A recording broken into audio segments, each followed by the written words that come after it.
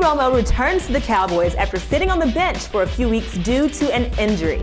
But is Dallas really back in the title hunt? Find out next on Two Girls on Sports. What you got?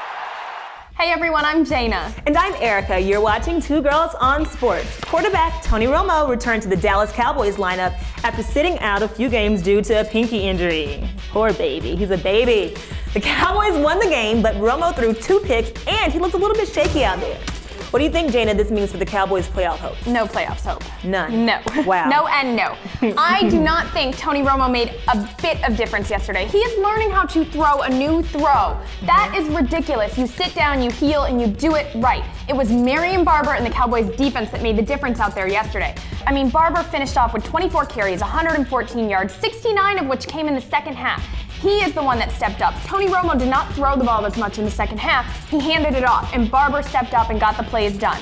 Also, I mean, he had Bennett step up, a rookie from Texas A&M, who had a phenomenal catch over Chris Horton yesterday. A catch that many people, including T.O., would not have caught right now. T.O. had several drops in yesterday's game. It was not Romo, it was not T.O., who made the team look good at all. I'm sorry, it was no good. I was frustrated with the game. I was frustrated in general, and I feel like Terrence Newman's comeback, their cornerback, was a much stronger comeback. He had a second half interception. He shut down Santana Moss, which is not an easy job for anyone to do, and I was really impressed with his comeback more so than Romo's. You know, I'm going to agree with you on most of that, but I am going to disagree and say that Tony Romo should have been making his comeback. I think he should have made his comeback before. People are saying, oh, let him heal.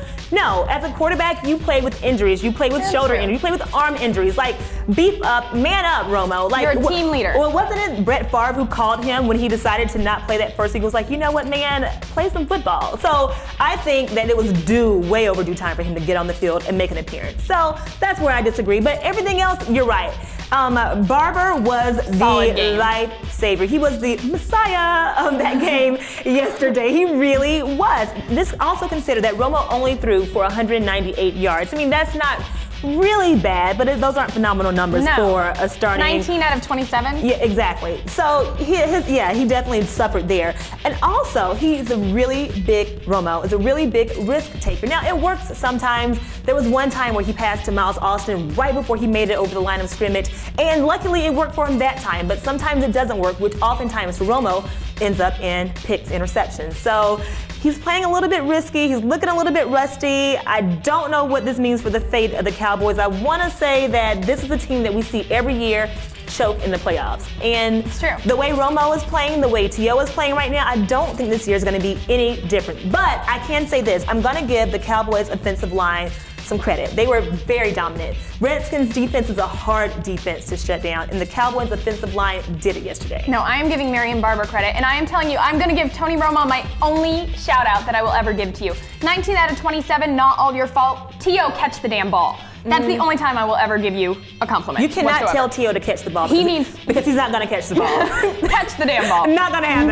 But here's the other thing, is now, due to the Cowboys' win, you're tied in the NFC East, both with 6-4. And the Eagles are only a half a game back. Exactly. So this means like now they are really going to battle it out for the wild card hunt. The Redskins have the easier schedule coming up, but the Cowboys have the 49ers and Seahawks back to back. It's going to be tough because the NFC West, fierce. Wait, they have the 49ers and the Seahawks? No. Fierce. I think they're going to be okay. I am making a guarantee right now that my beloved San Francisco 49ers are going to head to Dallas this weekend and kick some Cowboy ass. That's not going to happen. What are they now? What, 3-7? 3-7 in second place in the division. Bam! Nope. So things are really coming together. I'm Jana. I'm Erica. 49ers. Thanks for watching Two Girls on Sports.